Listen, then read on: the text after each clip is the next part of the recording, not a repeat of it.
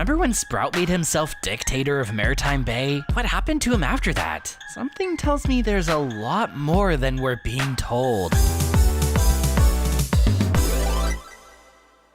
So after Sprout destroyed the lighthouse with Sprouticus Maximus, we didn't see much else of him. He was kinda just shrugged off and things were left at that.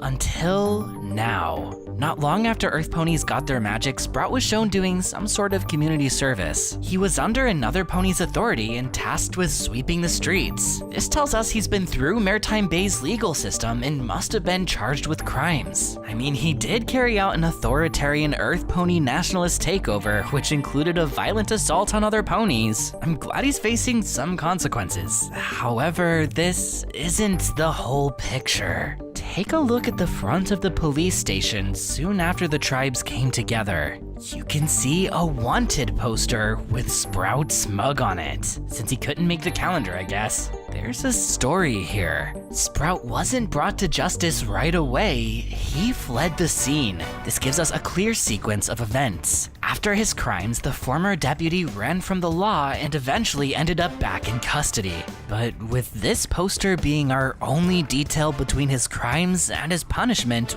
we don't know how exactly this unfolded. Did he have a change of heart and come back willingly, or was there a chase? Did he have to be hunted down, arrested, and dragged home? Well, with any criminal at large, you know Sheriff Hitch is gonna conduct a search, chances are personally. But at the end of the day, I don't think it matters. Given what we know about Sprout, I think he would have turned himself in anyway. Not out of the goodness of his heart or anything, but because he'd miss his mommy.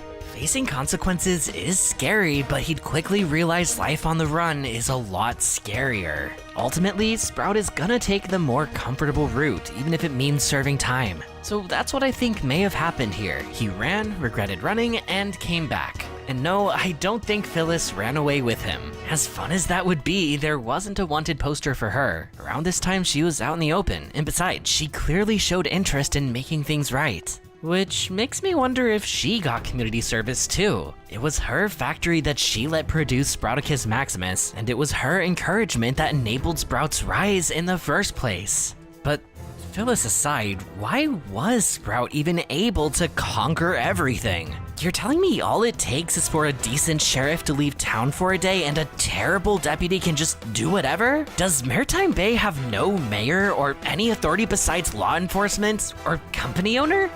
I think they probably do, but here's the thing. We don't know what all was in the official Sprout Act. He may have just circumvented all other authority by declaring martial law and no pony stood in his way. I mean, the Earth Ponies went along with his every escalation, which kinda makes them at fault too. They aren't sheep, they have agency. Phyllis may have enabled Sprout, but so did every Earth Pony that helped build his machine or joined his angry mob or even just refused to stand up to his growing violence. They gave Sprout his power. Without their support, he would have just been a raving lunatic. So, community service for every pony. Or at least, how's this? I like to think after the lighthouse was destroyed, the Earth Ponies realized it was their movement that led to this. And then, taking responsibility, the whole community worked together to replace the lighthouse. We never saw how the Crystal Bright House was built, so it's nice to imagine all of Maritime Bay came together to make it happen. It seems most Earth Ponies realized their mistakes and made an effort to turn things around. But the real question here is, did Sprout? With all that happened, running away, coming back, serving time, has Sprout actually changed his tune? It's hard to say so far. He seems his old arrogant self, but it's not like his entire personality is gonna change overnight. Maybe he's starting to come around. Unfortunately, we just don't know. He hasn't said anything to indicate his current feelings about the tribes. Or has he? The answer is actually yes and no. Oh, he made his feelings more than clear, but he also did no such thing? Let me explain. Down the rabbit hole we go. This brings us to a tale of 2 Maritime Bay days. One in which Sprout is back in center stage, and one in which he's nowhere to be seen.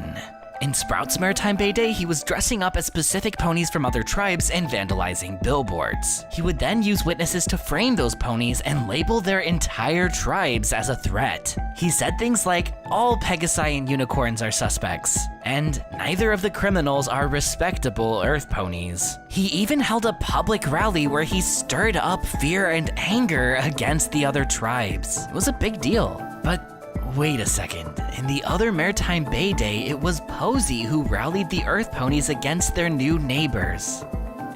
Neighbors.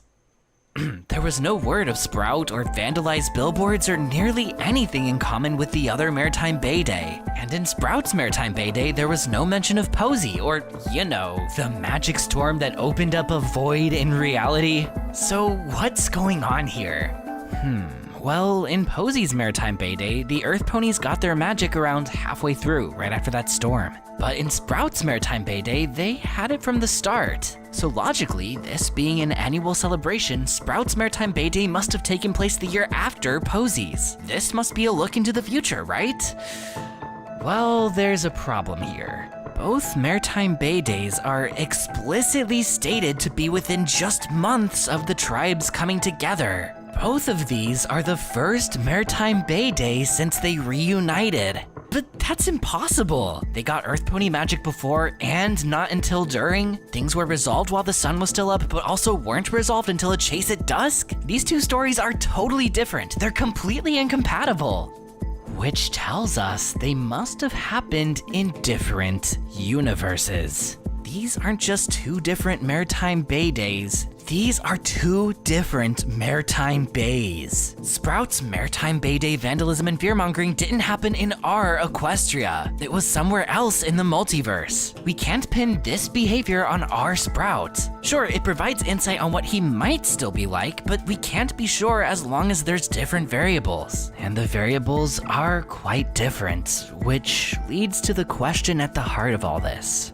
Why are these worlds so different? What was the split-off point? We know it was something after the lighthouse was destroyed, since the Bright House exists in both worlds. If Sprout never demolished the original, the crystals could have just been kept there like they used to be. See my videos about the old lighthouse. There would be no need for a new structure, especially if it meant tearing down a cultural and historic landmark. A home so sentimental to Sunny. So that world's lighthouse must have already been destroyed as well. Both Sprouts are coming from the same destructive place. But after that, things clearly diverged, so what set their world on such a different path from ours? Well, besides them getting Earth Pony magic a bit earlier for whatever reason, there's two notable differences that I think give us our answer.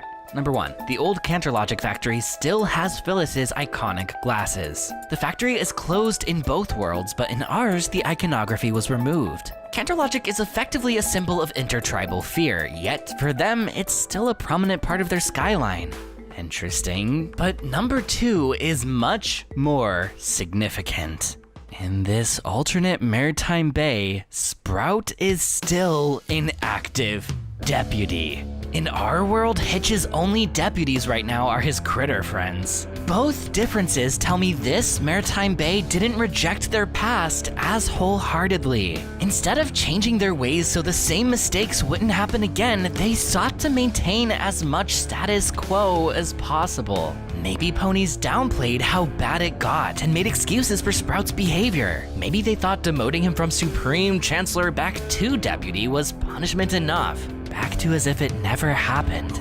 Without any real repercussions, Sprout would never reflect and learn where things went wrong.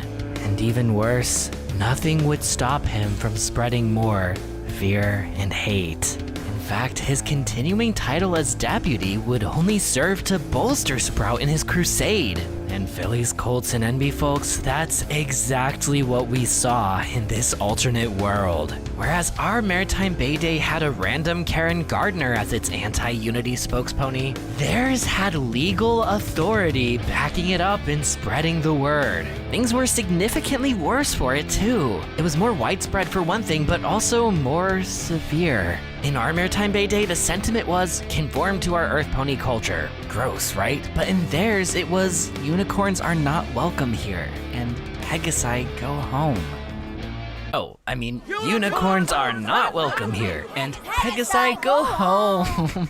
And all of this mess, all of this chaos, because Sprout got away with it the first time. Him staying in power instead of being held accountable is what made all the difference here. This Maritime Bay is a cautionary tale of what happens when you don't take this stuff seriously. Fortunately, it's not too late for them, just like it wasn't too late for us. Maybe our Sprout is doing better on a slow but sure journey.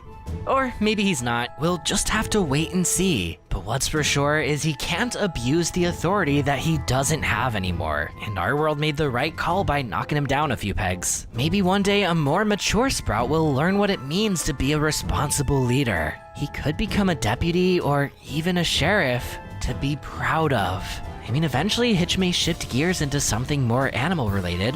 Well, who better to fill his horseshoes than his old partner who's finally taken the time to sprout into his full potential.